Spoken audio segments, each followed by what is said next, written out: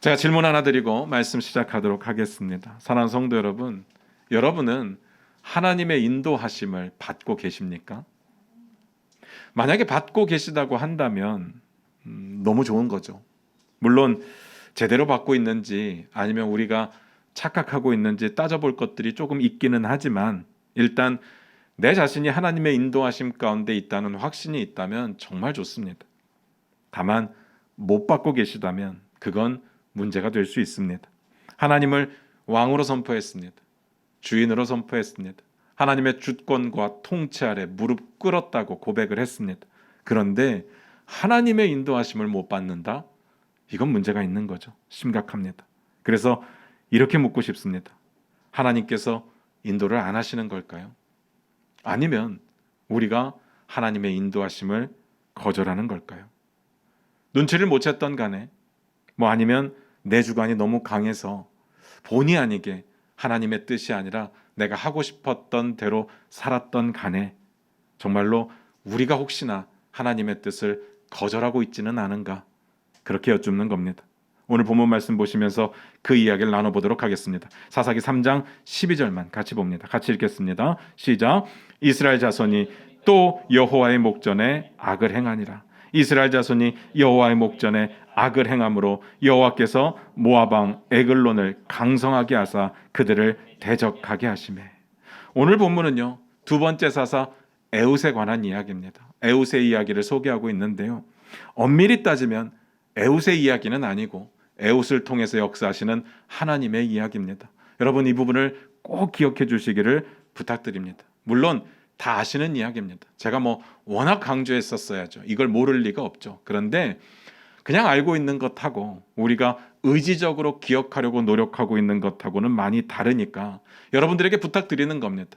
이건 하나님의 이야기입니다. 하나님이 하셨다는 사실을 기억하시기를 부탁을 드립니다. 뒤에 가서 다시 말씀을 드리겠습니다. 오늘 말씀이 이렇게 시작을 했습니다. 이스라엘 자손이 또 여호와의 목전에 악을 행했다. 또라는 단어가 눈에 거슬립니다. 이유는 너무나도 잘 아실 겁니다. 이번이 처음이 아니거든요. 바로 직전에 어떤 내용이 있었는가 하면 이스라엘 자손이 여호와의 목전에 악을 행해서 메소보다미아 왕 구산 리사다임을 8년 동안 섬겼습니다.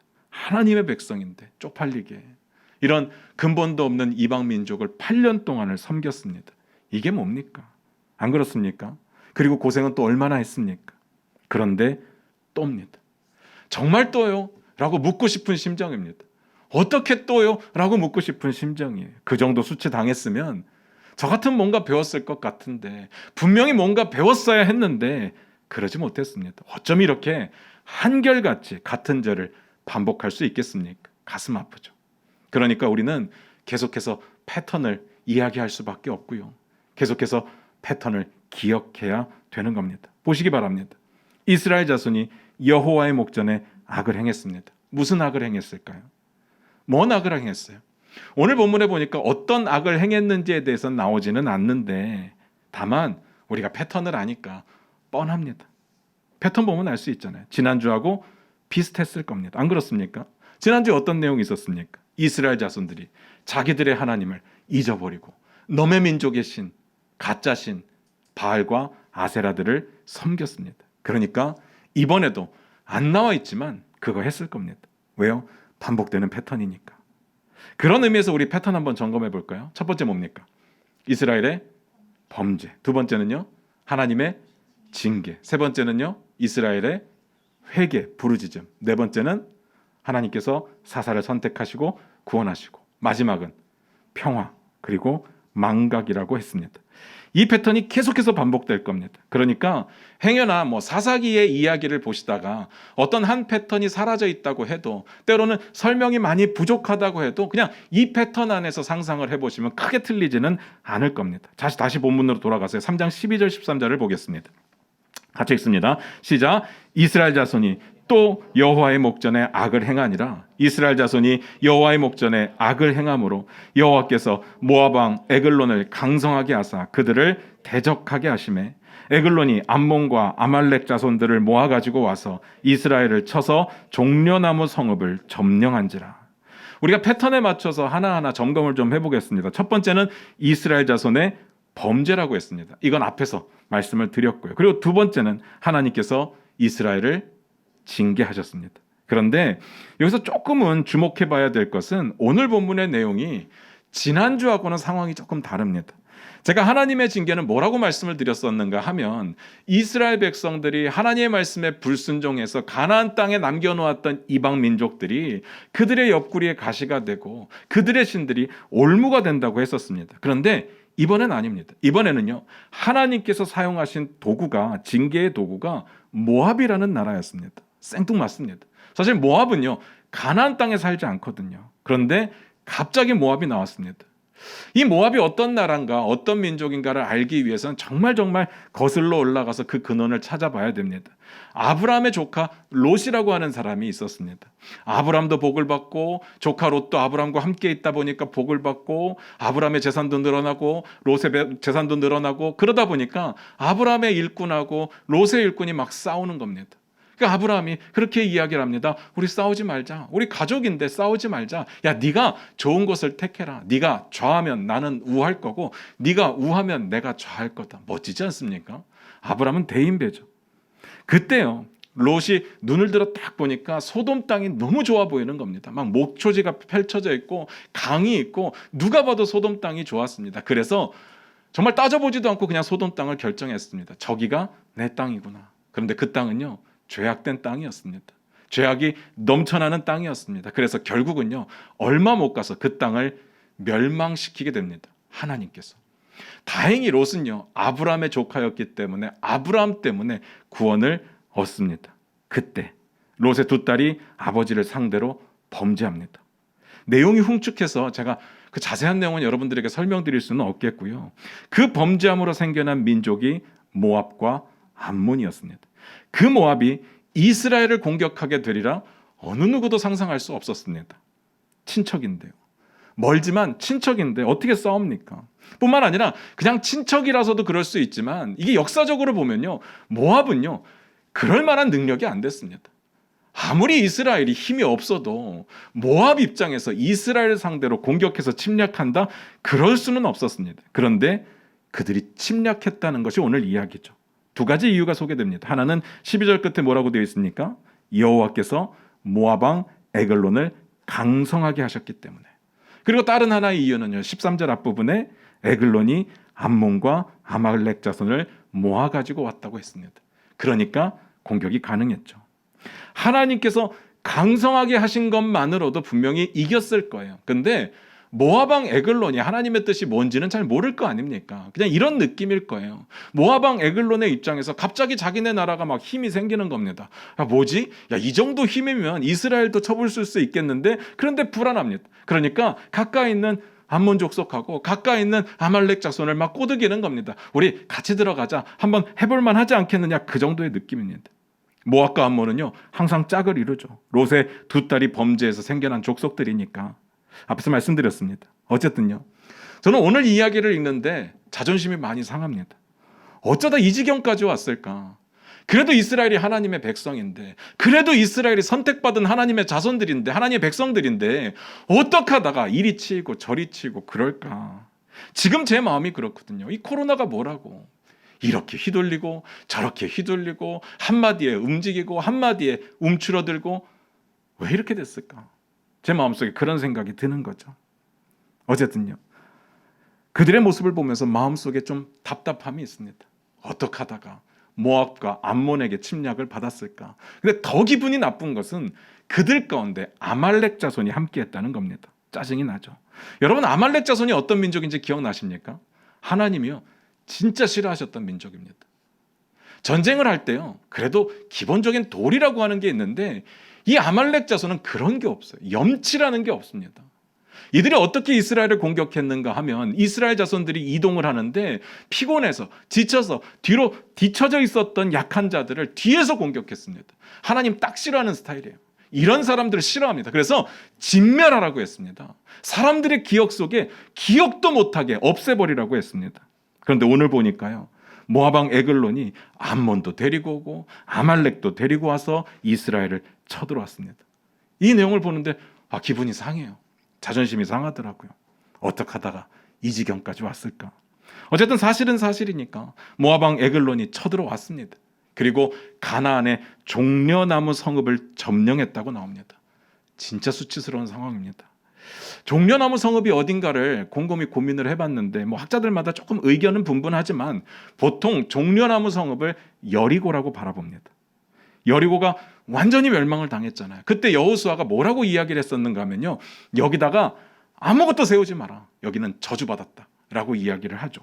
그러니까 엉성하게 비어져 있던 땅, 위치는 너무 좋은데 엉성하게 비어져 있던 땅을 모압 왕 에글론이 쳐들어와서 거기를 점령해 버렸습니다. 그 땅이 요새라고 말씀드렸잖아요. 그러니까 그들이 자리를 잡고 나니까 그들을 이길 수가 없는 겁니다. 빼앗을 수가 없었습니다. 가만 생각해 보면 여호수아가 틀렸나요? 아니, 그때 빼앗았을 때 요새를 지었어야 되는데, 방어 구축을 했어야 되는데 어쩌다가 이 지경까지 왔느냐, 여호수아 잘못인가요? 아니요.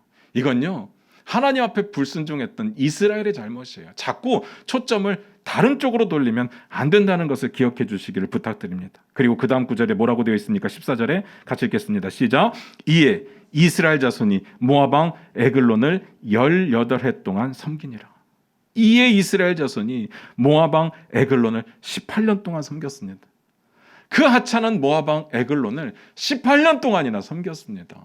그들이 여리고의 자리를 잡고 나니까 어떻게 할 수가 없는 겁니다. 이스라엘이 이길 수가 없었습니다. 18년 동안 섬겨야 했습니다. 끔찍하고 수치스럽고.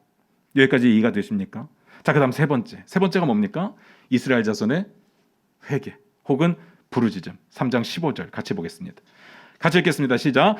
이스라엘 자손이 여호와께 부르짖음에 여호와께서 그들을 위하여 한 구원자를 세우셨으니 그는 곧 베냐민 사람 게라의 아들 왼손잡이 에웃이라. 이스라엘 자손이 그를 통하여 모압 왕 에글론에게 공물을 바칠 때 이스라엘 자손이 여호와께 부르짖었습니다. 그런데 제가 계속 강조했던 내용이 뭐예요? 이거 진정한 회개 아니라고 했습니다. 그냥 아프다고, 죽겠다고, 살려달라고, 못 살겠다고 부르짖었던 그 부르짖음이었습니다. 그런데 하나님은 사랑이시기 때문에 그들을 불쌍히 여기시고 그들을 구원하시는데 사사를 선택해서 구원하신다고 했죠. 그때 선택했던 사사가 누구라고요? 에훗입니다. 에훗. 여기서부터가 중요해요. 근데 재밌는 내용이 소개가 됩니다. 에훗인데 그냥 에훗이 아니라 에훗을 이렇게 설명했습니다. 왼손잡이 에훗. 그가 왼손잡이인지 오른손잡이인지가 중요합니까? 여러분이 왼손잡이인지 오른손잡이가 그렇게 중요합니까? 성경이요, 어떤 사람의 신체적인 부분을 가지고 비하하거나 이렇게 놀리고 그러지 않습니다. 그런데 이렇게 왼손잡이라고 썼을 때는 이유가 있겠죠. 분명히 이유가 있을 겁니다. 이 왼손잡이라는 사실이 오늘 본문을 풀어가는 키워드가 될 수가 있거든요. 기억해 주시길 바랍니다. 간단하게만 설명드리면 왼손잡이라는 말은요, 오른손이 제어된이라는 뜻입니다. 그래서 두 가지로 해석을 하더라고요. 오른손을 사용할 수 없었던 사람이다, 오른손에 장애가 있었던 사람이다라고 보는 견해가 있고, 아니면 원래 오른손 잡인데 이 손을 묶어놓고 왼손도 자유롭게 쓸 수 있도록 훈련받은 용사였다라고 보는 견해도 있습니다. 후자의 견해가 훨씬 더 지배적이긴 한데 전자든 후자든 상관없습니다. 다만 그가 왼손잡이였던 것이 결국은 도움이 됩니다. 뒤에 가서 말씀드릴게요.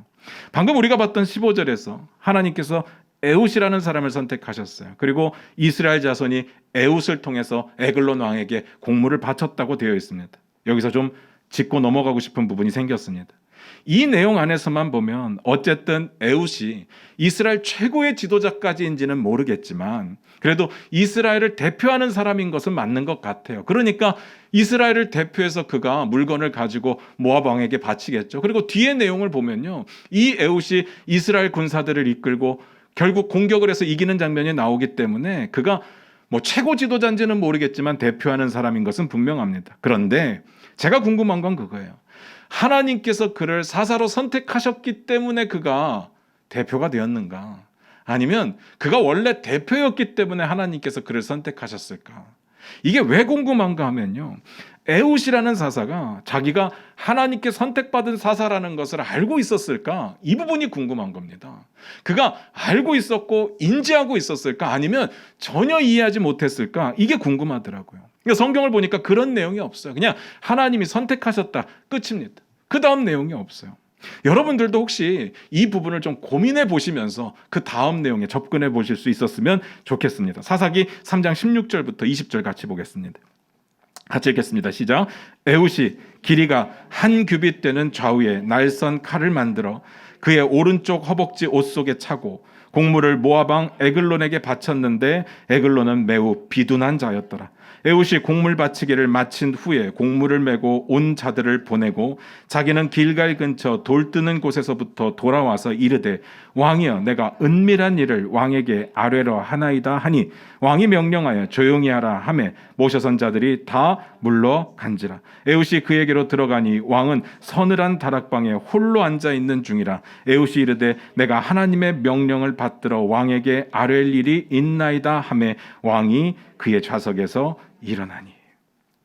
계속해서 하나님께서 지금 사사를 선택하시고 이스라엘 자손들을 구원했다는 이야기를 하고 있는 중이거든요. 제가 지난주에 그런 이야기를 드렸습니다. 사사들은요 각자의 스토리가 있다. 그래서 본문을 보다 보면 뭐 이름이 나오지 않아도, 이름이 지워져 있어도 그 스토리를 보면서, 특별한 스토리를 보면서 어떤 사사의 이야기인지가 짐작이 된다고 말씀을 드렸어요. 그러니까 성경을 보다가 왼손잡이 이야기가 나오면 이거 무조건 에훗입니다. 에훗밖에는 그런 일이 없었거든요. 다만 지난주에 봤던 온니엘의 스토리는 아니었습니다. 온니엘의 스토리는 어떤 느낌인가 하면요, 하나님께서 그 패턴을 설명하기 위해서 말을 쭉 만들어 놓고 온니엘이라는 이름만 딱 집어넣은 것처럼 보입니다. 너무 형식적이고 너무 교과서적이고 아무 문제가 없이 너무 깔끔하게 표현되어 있으니까. 그런데 그게 온니엘이 훌륭한 사사기 때문이라고 했습니다. 온니엘이 귀하게 쓰임받는 이유라고 했습니다. 하나님과 나와의 관계 가운데 내 스토리가 많아지면 많아질수록 하나님의 스토리는 줄어들게 되어 있거든요. 그런데 온니엘의 스토리를 보다 보면 온니엘 자신의 이야기는 없습니다. 오직 하나님의 이야기만 있죠. 하나님의 스토리만 있습니다. 그래서 훌륭한 사사죠. 그러면서 조심스럽게 이렇게 말씀드렸습니다. 뒤로 가면서 사사들의 이야기가 계속 나올 텐데 그 사사들이 자기의 이야기가 많으면 문제가 있는 사사일 가능성이 큽니다라고 말씀을 드렸죠. 오늘 에훗은 어떨 것 같습니까? 오늘 에훗의 이야기는 스펙타클합니다. 거의 영화 한 편을 보는 듯하죠. 특히나 그 중에서도 가장 재밌는 첩보 영화, 거기에 클라이막스 장면을 보는 것 같습니다. 주인공은 당연히 에훗입니다. 뭔 말이에요? 자기 스토리가 너무 많다고요. 온통 자기 이야기뿐입니다. 한번 볼게요. 에훗이 이스라엘의 곡물을 대표로 전달하는 사람으로 나오죠. 그리고 그 에훗에 대해서는 왼손잡이라고 이야기를 했고 그 곡물을 받는 왕에 대해서, 에글론 왕에 대해서는 비둔한 자라고 밝혔습니다. 앞에서도 말씀드렸듯이 단순하게 성경이 어떤 사람의 외모적인 부분을 가지고 비하하거나 놀리고 그러지는 않습니다. 그 말을 하는 이유가 있겠죠. 이 말을 하는 이유는요, 단순하게 야 뚱뚱했다 그 이야기를 하고 싶은 것이 아닙니다. 이 비둔하다라고 말하는 그 말에 의미가 있잖아요. 탐욕스럽고 무능해 보이고 그런 의미가 있습니다. 그런 느낌입니다. 성경에서 역사상 가장 무능했던 제사장인 사무엘을 선택했던 엘리 제사장에 대해서 이렇게 표현을 하거든요. 제가 읽어드릴게요. 하나님의 괴를 말할 때 엘리가 자기 의자에서 뒤로 넘어져 문 곁에서 목이 부러져 죽으니 나이가 많고 비대한 까닭이라. 성경에서 말하는 비대하다고 하는 것이 탐욕스럽고 무능한 것을 대표적으로 표현하고 있기 때문에 에글론이 그랬다는 이야기입니다. 탐욕스럽고 무능했습니다. 에훗이 곡물을 다 바치고 거기서 이제 다시 돌아가게 됩니다. 그런데 돌아가다가 다시 돌아옵니다. 에글론 왕을 찾아와서 독대를 신청했습니다. 아마 이랬을 겁니다. 기니 드릴 말씀이 있습니다. 뭐 우리 사극 같은 거 보면 항상 그러잖아요. 뭔가 이게 중요한 몰래 치르는 일에 이런 식으로 이야기를 합니다. 그러자 모압 왕 에글론이 허락을 합니다. 자신들의 부하를 다 내보내죠. 그리고 다락방에 에훗을 불러들입니다. 이 다락방이 그냥 우리가 생각하는 지붕 밑에 있는 막 거미줄 쳐 있고 안 쓰는 집 넣어놓는 그런 다락방이 아니라 왕이 편안하게 쉴 수 있는 사적인 공간, 프라이빗한 공간이라는 사실을 기억하셨으면 좋겠습니다. 그러니까 에글론이 자기 부하들을 다 내보내고 그것도 모자라서 굉장히 사적인 공간에 에훗을 불러들였습니다. 신기하지 않습니까? 이거 상상해 보셔야 됩니다. 이거 그 상황에 들어가서 한번 생각을 해보시기 바랍니다. 왕이에요. 왕에게 가서 드릴 말씀이 있습니다. 그러면 이리 와. 그리고 다 내보내겠습니까? 말이 안 되는 일이에요. 그래도 왕인데요. 바보지 않고서야 그러지 않겠습니까? 그런데 그랬다는 이야기예요. 왜 그랬을까요? 이유 간단합니다. 그가 비둔한 자였기 때문에. 그 말은 뚱뚱하다는 이야기가 아니라 탐욕스럽고 무능했기 때문이라는 이야기죠. 이 부분은 추측인데요. 에글론의 마음에 에웃이 정말 다른 사람이 알면 안 좋은 그런 엄청난 뇌물을 혹시 주지는 않을까? 그런 생각이 있지 않았을까요? 아니면 다른 사람이 알지 않았으면 하는 그런 이스라엘에 관련된 이권을 주지는 않을까? 그런 생각이 있지 않았을까요? 그런 탐욕스러운 자니까. 무능한 자니까. 아니면요, 에웃이 공물을 바치고 나서 가다가 다시 돌아왔다고 했는데 그 돌아왔던 지점이 어딘가 하면요, 길갈입니다. 여러분 길갈 기억나세요? 어떤 곳입니까? 이스라엘 백성들에게 영적으로 상징적인 의미가 있다고 했습니다. 이스라엘 백성들이 요단강을 건널 때 요단강에서 12개의 돌을 가지고 나와서 거기다 세웠습니다. 길갈에다 세웠습니다. 그리고 그걸 볼 때마다 하나님이 어떤 역사를 이루셨는지 그걸 가르치고 기억하게 하라고 했던 곳이 길갈이에요. 그런데 이 사람이요, 이스라엘의 대표인데 이 사람이 돌아가다 길갈에서 갑자기 돌아온 겁니다. 그리고 긴히 드릴 말씀이 있다는 거예요. 근데 20절에 보니까 또 이렇게도 표현했습니다. 내가 하나님의 명령을 받들어 왕에게 아랠 일이 있습니다. 이렇게 말하니까 그의 마음 가운데 뭔가 하나님께서 자기에게 주는 특별한 메시지, 축복의 메시지가 있나 보다. 이제 좀 내가 길이 열리나 보다. 이런 생각이 들었던 것 같습니다. 그럴 수 있죠. 어쨌든 그게 뭐가 되었건 간에 확실한 건 모압 왕 에글론이 에웃을 신뢰하고 있었다는 사실입니다. 그게 탐욕이든 뭐가 되었건 간에 부하들을 다 내보내잖아요. 그리고 가장 사적인 공간에 에웃을 초대했습니다. 아무나 그러지는 않겠죠. 바보가 아닌데 가장 신뢰할 만했다는 이야기겠죠. 그때 어떤 일이 벌어집니까? 에웃이 왼손으로 미리 준비해 두었던 그 칼을 오른쪽 허벅지에서 꺼내서 에글론을 찔렀습니다. 여러분 잘 생각해 보셔야 돼요. 아무리 허접한 왕이라고 해도요, 왕 앞에 나가는데 칼을 들고 나갔다고요? 말이 안 되는 겁니다. 그런데 그 일이 벌어졌습니다. 말이 안 되죠. 근데 벌어졌으니까 억지로라도 이 가능성을 한번 생각을 해보면 세 가지 가능성이 있겠더라고요. 첫 번째, 오른쪽 허벅지에 숨겼기 때문에 발견하지 못했을 수 있어요. 보통은 다 오른손잡이잖아요. 그래서 칼을 꺼낼 때 반대편 허리에서 꺼냅니다. 이렇게 꺼내지 이렇게 꺼내면 이상해지니까 보통 다 이쪽에서 꺼내요. 근데 에웃이 왼손잡이라는 걸 몰랐던 거죠. 그러니까 보통 하던 대로 왼쪽만 찾아봤을 수가 있습니다. 그런 경우가 있죠. 아니면 두 번째, 에글론의 부하들이 그냥 멍청한 거죠. 그냥 멍청한 겁니다. 어떻게 왕을 혼자 내버려 둡니까? 왕을 경호해야 되는 사람들이, 그것도 이방인을 독대하겠다는데 어떻게 모른 척하고 물러가 있을 수 있겠습니까? 그리고 무기를 분명히 점검했을 텐데 어떻게 못 찾아요? 그냥 멍청한 거죠. 세 번째, 에글론이 에웃을 진짜 신뢰했을 겁니다. 그러니까 어느 정도가 용인이 되었겠죠. 저는 셋 다인 것 같아요. 셋 다가 다 어우러져서 이런 엄청난 일이 벌어진 겁니다. 에웃의 암살이 성공을 했습니다. 그런데 그 다음부터가 더럽고 징그럽습니다. 비위가 약하신 분들은 조심하셔야 돼요. 3장 21절 22절 한번 보겠습니다. 같이 읽겠습니다. 시작. 에웃이 왼손을 뻗쳐 그의 오른쪽 허벅지 위에서 칼을 빼어 왕의 몸을 찌르매 칼자루도 나를 따라 들어가서 그 끝이 등 뒤까지 나갔고 그가 칼을 그의 몸에서 빼내지 아니하였으므로 기름이 칼날에 엉겼더라. 에웃이 숨겨두었던 칼을 꺼내서 왕의 몸을 찔렀습니다. 뭐 그럴 수 있어요. 뭐 이 정도까지는 12세 관람가로 어떻게 처리를 해볼 수 있을 것 같아요. 이 정도는 뭐 얼마든지 흉내만 낼 수 있으니까. 그런데 그 다음 내용이요. 19금입니다. 칼로 찔렀는데요, 칼자루까지 몸속으로 들어갔대요. 어떻게 이게 가능해요? 칼자루가 몸속에 들어가려면 에웃의 손이 그 사람의 뱃속에 들어갔다 나와야 가능해요. 딱 찔러놓고 이렇게 손가락으로 이렇게 눌러서 하는 게 아니라면 쑥 들어갔다가 손이 나와야 가능한 이야기입니다. 무슨 말인지 아시겠죠? 그리고 칼끝이요, 등 뒤로 나왔답니다. 여기서 나오는 이 칼이 한 규빗 정도 된다고 했는데 우리가 알고 있는 성전의 한 규빗하고는 좀 달라요. 한 30cm에서 40cm 정도 되는데 그냥 상상을 해봤어요. 이 칼끝이 찔러서 등 뒤로 나오려면 다 나오지 않나 했는데 이게 좀 뚱뚱하다면 안 나올 수도 있겠다는 생각이 들어요. 그러면 또 내용을 보니까 에글론 왕이 앉아있다가 일어섰고 분명히 이 왕을 만날 때는 무릎 꿇고 있었을 텐데 그래서 오른손에서 꺼내서 이렇게 찔렀다면 사선으로 찔러 올렸을 텐데 이게 등 뒤로 나오려면 얼마만큼 손이 안으로 들어갔다 나와야 가능할까? 잔인하죠. 그런데요, 거기서 또 칼을 빼내지 않았대요. 딱 눌러놓고선 이게 엉겨 있으니까 그냥 자기 손만 뺐다는 이야기입니다. 그러면서 등 뒤로 칼끝이 나와 있는데 기름이 엉겨서 그 장면을 묘사하고 있는 거죠. 지방 덩어리겠죠. 얼마나 살이 쪘으면. 여기까지만 봐도 잔인한데 이게 끝이 아닙니다. 더 잔인한 장면이 그 뒤에 나와 있어요.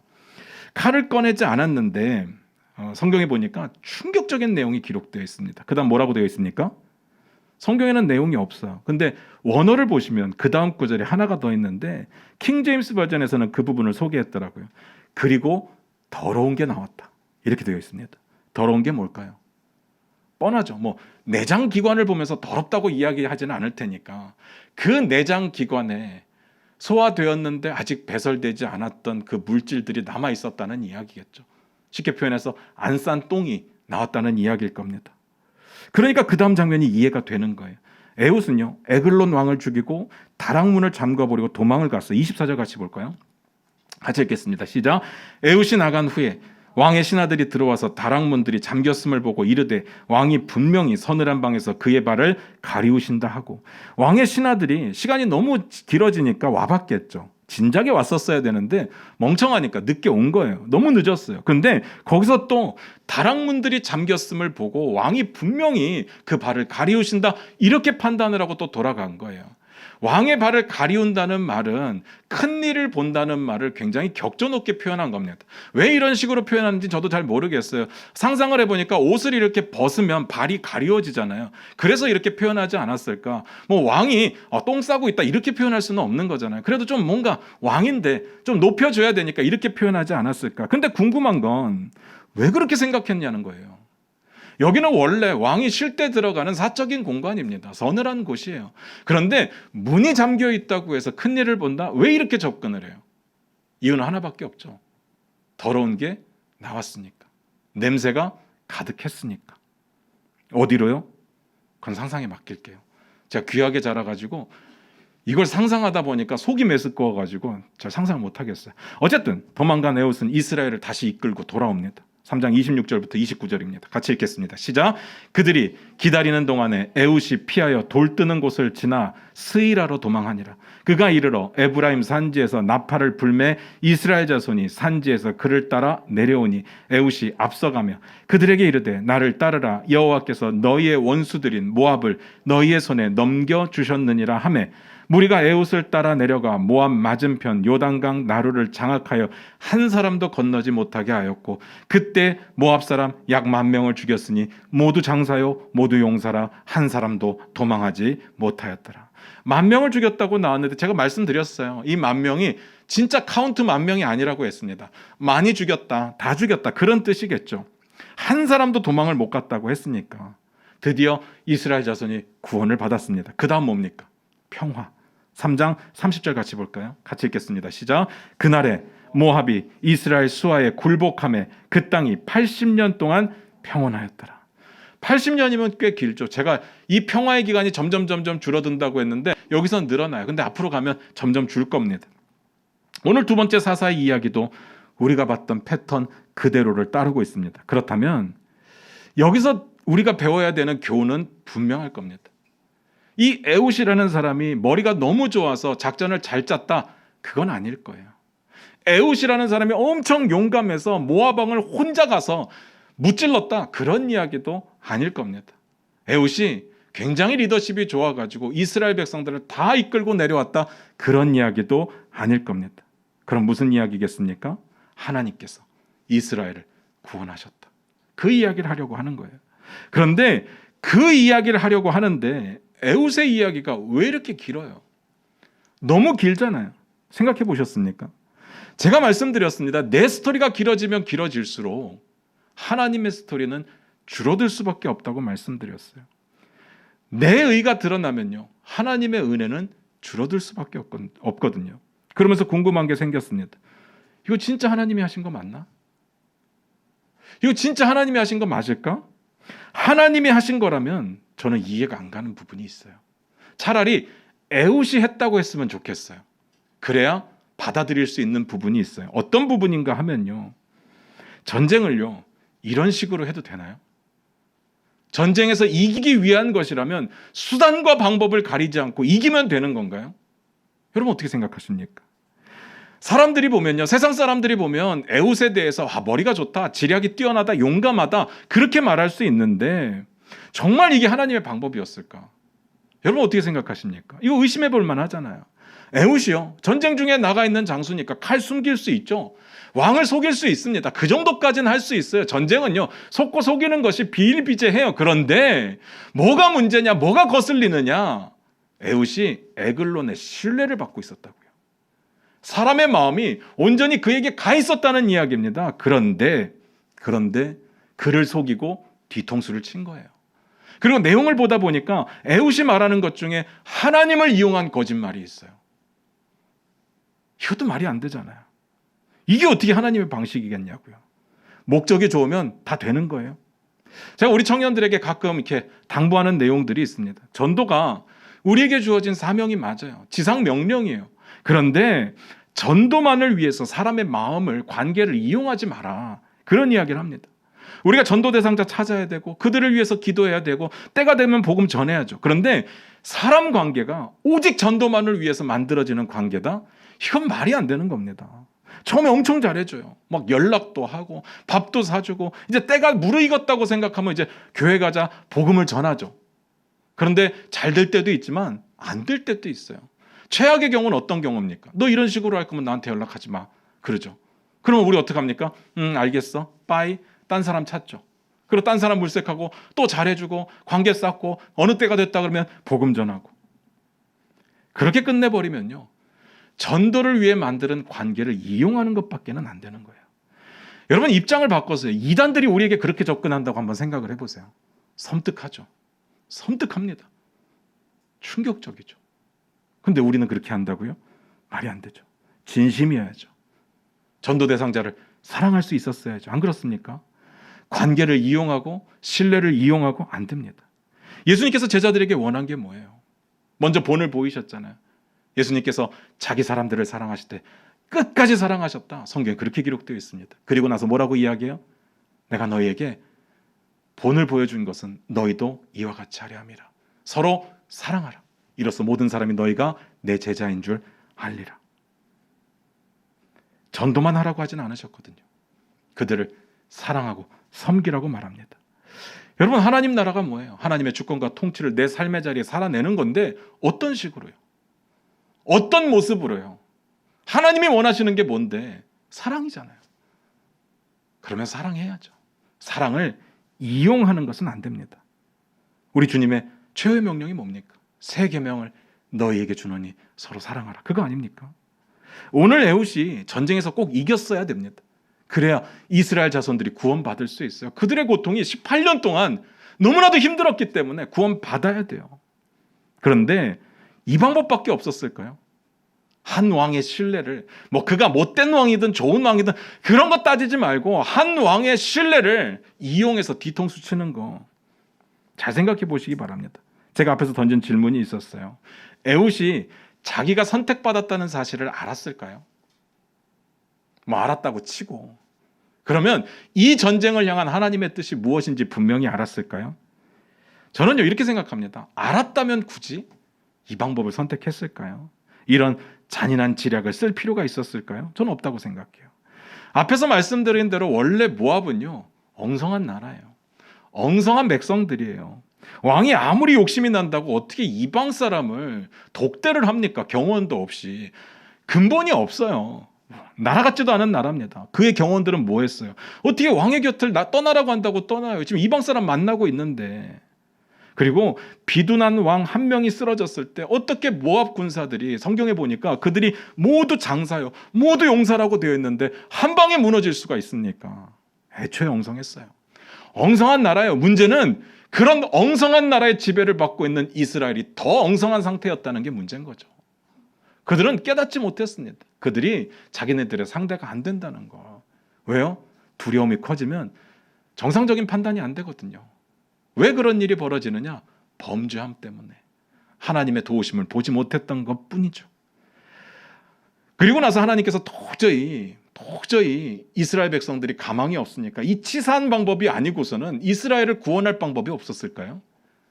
그럴 리가. 전 그렇다고 생각지 않습니다. 그래서 궁금했던 거예요. 에훗이 하나님의 뜻을 알았을까? 잘 모르겠는데, 성경에 정확하게 안 나와 있어서 잘 모르겠는데, 하나님이 지금까지 보여주셨던 통치의 방식하고는 너무 달라요. 모세가 전쟁했던 모습, 여호수아가 전쟁했던 모습 속에 이런 비겁한 방법들은 없었습니다. 실력이 안 되니까 속이고 뒤통수 치고 꼼수 부리는 이런 내용들은 없었습니다. 왜요? 하나님이 함께 하시니까요. 하나님이 이기게 하실 것인데 항상 정면 승부를 하는 거죠. 하나님께서 그토록 아말렉을 싫어하셨던 이유가 뭐예요? 그들이 피곤해서 뒤처진 약한 자들을 뒤에서 쳤기 때문에 용서가 안 되는 거예요. 하나님이 딱 싫어하는 스타일이 그거라고 했습니다. 그런데 이제 와서 보니까 방법이 없네요. 그럼 나도 이 방법 써야지? 하나님 그러시지 않는다고요. 하나님은 그런 분이 아니십니다. 뭐가 문제냐? 에훗이 자신의 스토리를 만든 거예요. 자기 소견에 옳은 대로 행한 겁니다. 문제가 있죠. 어차피 하나님을 신뢰했다면 하나님의 방법을 물었어야 되고, 하나님의 방법을 물었다면 이 방식은 아니었을 겁니다. 무슨 말인지 아시겠습니까? 하나님께서 함께 하시는 전쟁 가운데 이런 방식은 없어요. 근데 이게 뭡니까? 에훗 한 사람의 지략으로, 한 사람의 욕심으로 지금 일이 이렇게 된 거잖아요. 정말 하나님의 전쟁 가운데 이런 씻지 못할 오명을 남긴 거잖아요. 비겁한 방식으로 승리하는 거. 이것은 에훗의 실수였고 범죄였습니다. 결론입니다. 진짜 중요한 건요, 제가 앞에서 꼭 기억해달라고 했던 내용이 있었어요. 뭐예요? 하나님께서 이스라엘을 구원하셨다.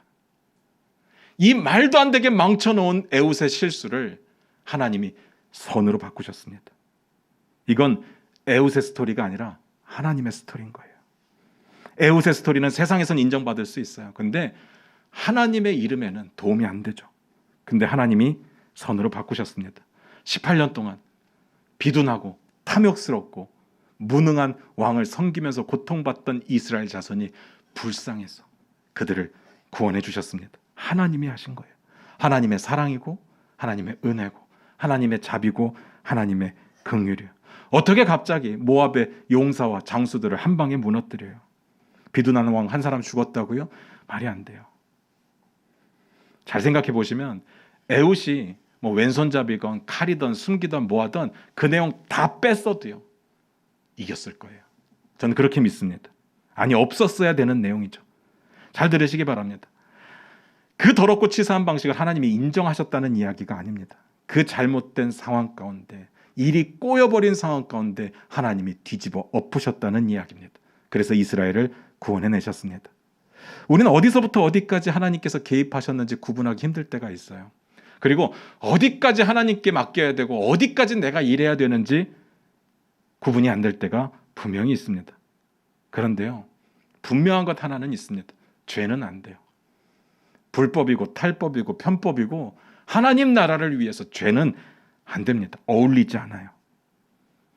우리가 하나님의 뜻을 모른다고요? 그렇지 않을 겁니다. 하나님의 뜻을 알고 있을 거예요. 다만 세상에서 쉽게 이기는 방법을 모르는 거지.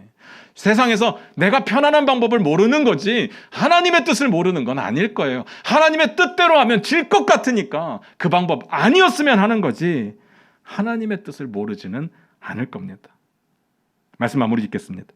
우리가 신앙생활 하다 보면요, 내 죄가 너무 크다고 느껴질 때가 있을 겁니다. 회복이 불가능하다고 여겨질 때도 있을 겁니다. 내가 다 망쳐버렸다고, 하나님도 이거는 회복하기 힘드실 거라고 생각할 때가 있습니다. 그런데 잘 생각하셔야 됩니다. 하나님께 불가능한 일은 없으십니다. 다만 안 하시는 건 있으시겠죠. 하나님은요, 오늘 같은 최악의 상황, 그것도 뒤집어서 선으로 바꾸실 수 있습니다. 그러니까 중요한 건 하나님의 능력을 의심하지 마십시오. 내가 하나님의 뜻 안에 있느냐를 궁금해야지 하나님의 능력을 의심해서는 안 되는 겁니다. 사사기 보면서 계속해서 말씀드리는 내용이 뭐예요? 이스라엘 자손이 잘해서 구원하는 게 아니에요. 하나님의 기준에 찼기 때문에 구원하시는 게 아니에요. 불쌍해서, 정말 불쌍해서 구원해 주시는 겁니다. 그런데 언제까지 불쌍하게만 보이려고 노력하시겠습니까? 우리가 언제까지 일을 망쳐놓고 하나님이 도우실까 안 도우실까 막 가슴 졸이면서 그렇게 살 수 있겠습니까? 하나님께서 기뻐하시는 자로 한 단계 성장해야 되지 않겠습니까? 언제까지 하나님 이번에도 도와주시겠습니까? 이번이 마지막입니다. 그렇게 붙들면서 살겠습니까? 하나님께서 우리를 지키시고 인도하시겠다고 분명히 약속하셨습니다. 그런데 우리가 망쳤기 때문에 내 멋대로 살다가 죄짓다가 결국은 문제가 생기면 하나님이 도와주실까? 그거 궁금해한다고요. 하나님, 우리 하나님이시잖아요. 우리가 예수님을 내 인생의 구주로 영접할 때 예수 그리스도가 내 인생의 왕이 되시고 주인 되셨음을 선포한 거잖아요. 내가 하나님 나라의 백성이 되고 하나님의 자녀가 되었음을 인정한 거잖아요. 뭐가 두려운데요? 왜? 난 하나님의 자녀인데 자녀답게 못 사는데요. 진짜 하나님의 백성은요, 이런 다윗의 고백을 같이 고백하게 될 겁니다. 제가 읽어드릴게요. 여호와는 나의 목자시니 내게 부족함이 없으리로다. 그가 나를 푸른 풀밭에 누이시며 쉴 만한 물가로 인도하시는도다. 내 영혼을 소생시키시고 자기 이름을 위하여 의의 길로 인도하시는도다. 내가 사망의 음침한 골짜기로 다닐지라도 해를 두려워하지 않을 것은 주께서 나와 함께 하심이라. 주의 지팡이와 막대기가 나를 안위하시나이다. 주께서 내 원수의 목전에서 내게 상을 차려주시고 기름을 내 머리에 부르셨으니 내 잔이 넘치나이다. 내 평생의 선하심과 인자하심이 반드시 나를 따르리니 내가 여호와의 집에 영원히 살리로다. 아멘 되십니까? 다윗의 하나님이 저와 여러분의 하나님이십니다. 여호와가 우리를 인도하시니 내게 부족함이 없습니다 라고 고백하는 그 다윗의 고백이 우리의 고백이 되었으면 좋겠습니다. 그래야 애국 같은 실수를 안 하죠. 마지막으로 묻겠습니다. 하나님이 우리를 안 도와주시는 걸까요? 아니면 우리가 하나님의 도우심을 거절하고 있는 걸까요? 기도하겠습니다.